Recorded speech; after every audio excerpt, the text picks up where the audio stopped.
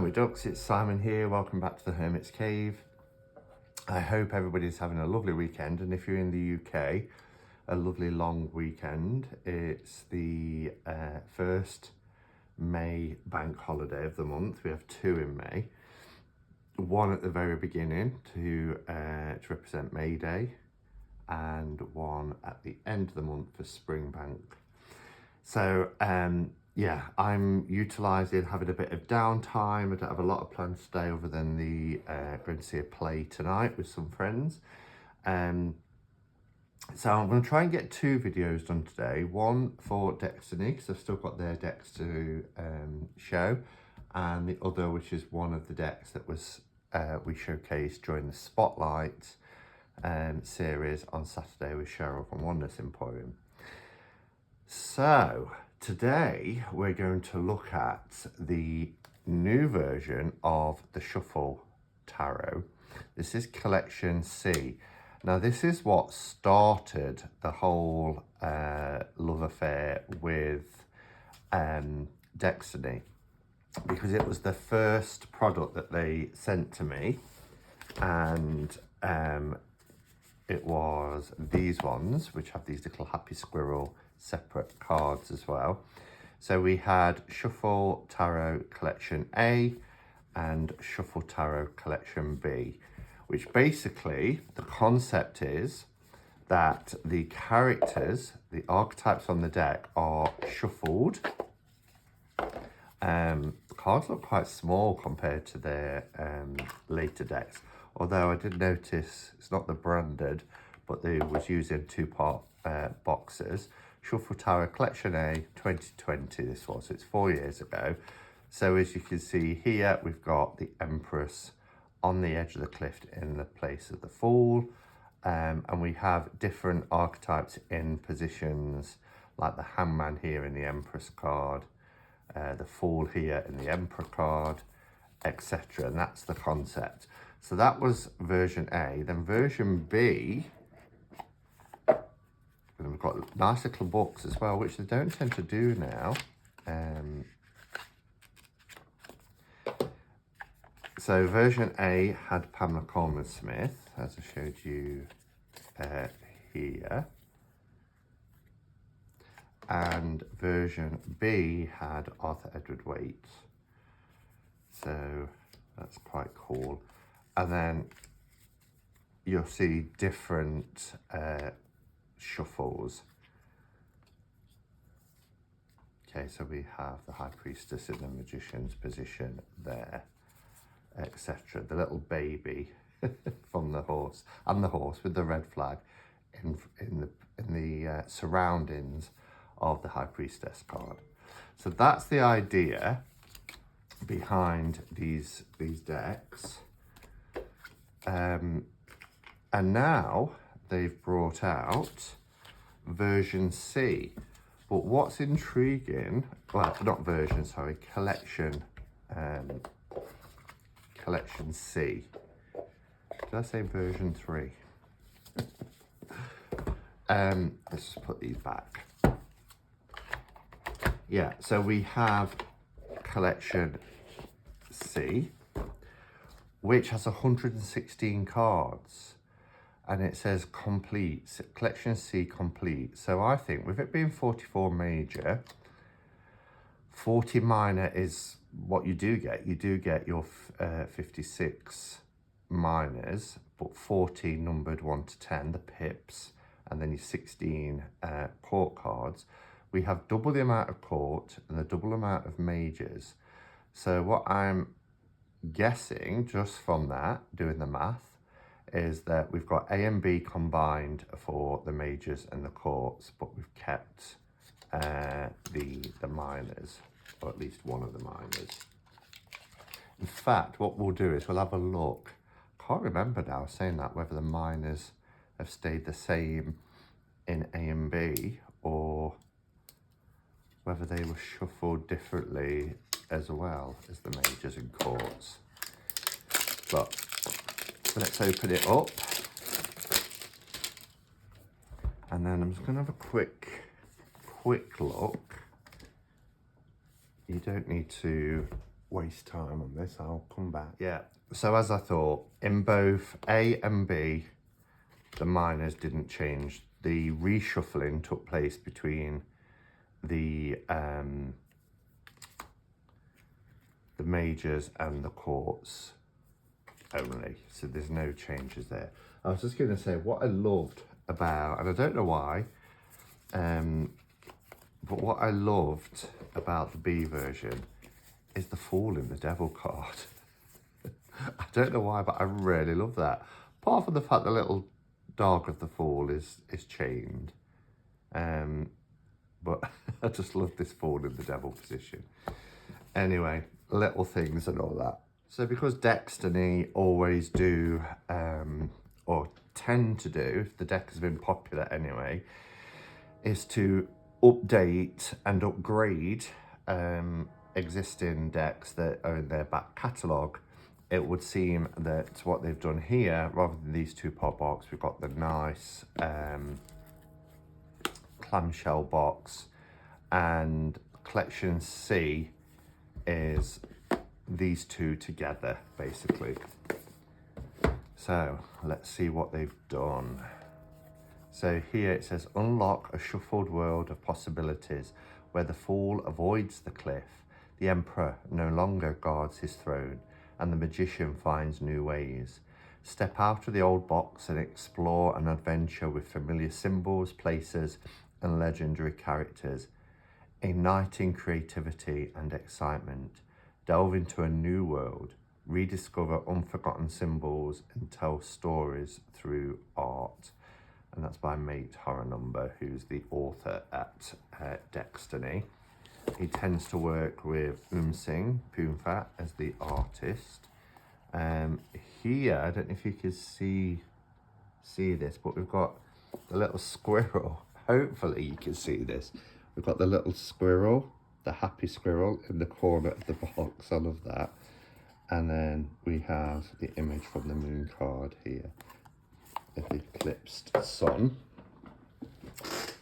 Okay, so this is a chunky deck. It looks like they're keeping the same sized cards, which is a little bit smaller than their usual size. Let's see if I've got something. Yeah. So they are the same height, but they're narrower than a standard tarot card size. Cardstock is really nice. I love this back. Beautiful back. So they always give you the front and back cards to protect the deck. And then here, I love the gilding. The gilding is silver with these rainbow iridescent colours, all sparkly, really nice. We get a certificate, so this is 2023 Collection C, copy number 7 of 1,000 decks. And then we have the title card, if you like. And then just like what we've had in the other two decks, Shuffle Tarot Collection C since 2023. There is now a QR code for an ebook for Collection C. So A and B have their own books, but they're going to have the same information, but you can get an ebook if you wanted. So as you'll see, we're getting both versions. So what I'm going to do for this, because I've already done a walkthrough of the other decks, I'm going to just put some nice music on and you can have a look at each of the cards.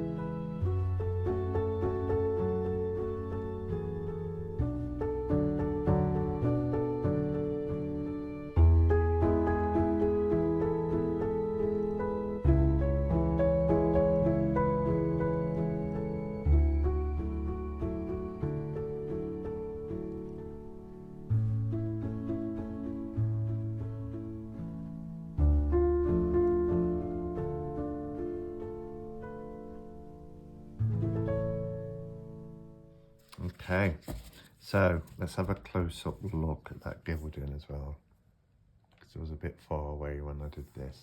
This is a chunky beast. So my thoughts. I'm two sides with this. So in some ways, by the way, I think the artwork, the redrawing of Pixie's artwork in this deck, Sing Poonfat is a genius when it comes to recreating the images. The same with when he's redrawn the, oh my gosh, what's it called? It's gone out my head. The Retina Waite-Smith. I think, you know, of all the artists I've seen that tries to replicate Pamela Coleman-Smith's cards, he's right up there.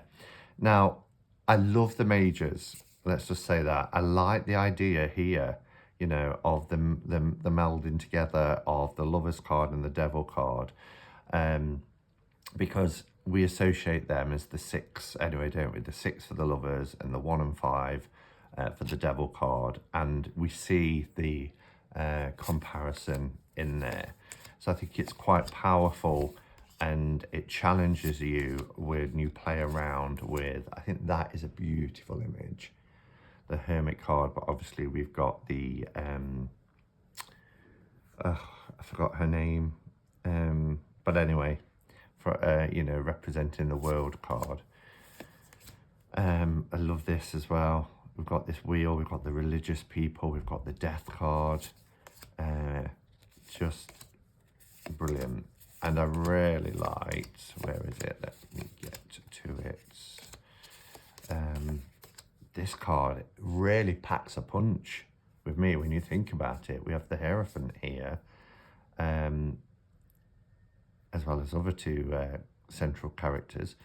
But, you know, this black background in the Devil card around enslavement, entrapment, bondage, that really packs a punch for me. I love this, the little Anubis here flying down. So I quite like the majors. Where I struggle, again, you know, where I struggle is the mixing of the elements. I do find that one a little bit more challenging because, you know, when I work with my miners, they're very much linked to the elements for me. I'm just trying to find a really glaringly obvious one that jars a bit. I mean, here, you know, we've got the 3 maidens from the 3 of Cups, catching the blood here from the 3 of Swords, or, you know, here we've got the 4 of Swords and we've got the Ace of Cups. So melding together the elements doesn't quite hit the spot for me. And maybe, I don't know, I could take these out and use it as, I do love that for the King of Cups. I find Pixie's depiction of the Devil really comical. So when I see him in other surroundings, it does make me chuckle. Yeah, so, you know, like this, for instance, instead of having 8 wands flying through the skies, we've got 8 swords. So it really changes significantly. And I guess you could say, well, that's the same in the majors, and it is. But I like seeing the archetype in the central archetype in different surroundings. That really gives you, and I tend to disregard the titles. I look at if it's the Devil in the Lovers card, you know, and it says the Lovers. I'm thinking of the amalgamation of the two rather than what's on the titles. So I'd love this not to have any titles and just really play around with that. But I do find it quite challenging having the elements changed. Yeah, I mean, typical one here, although I do like these bloody bandages around. We know what card that's representing. So, but I do think the artwork is luscious. The cardstock is wonderful because their cardstock it's on this glorious matte cardstock. So that's Shuffle Tarot Collection C, which is both A and B together in one deck. I would imagine that A and B sold out years ago, with this being now 4 years 4 years old. Oh, look at this quality. Even the ribbon is a nice thick quality ribbon. So I'm pleased to have it. I know it was a deck that divided opinions when it was released. People either loved it or they hated it. Whereas I was somewhere in between, to be fair. You do get these sets with the originals as well, which have the King of Squirrels, Queen of Squirrels, Squirrel of Swords. So they're like odd cards with the squirrel in it. And I like the nod to the squirrel card in the box on Collection C. So that's that one. Thank you for watching, everybody. Do let me know your thoughts below. And yeah, I will see you all in the next one. Until then, go in peace. Namaste and blessed be.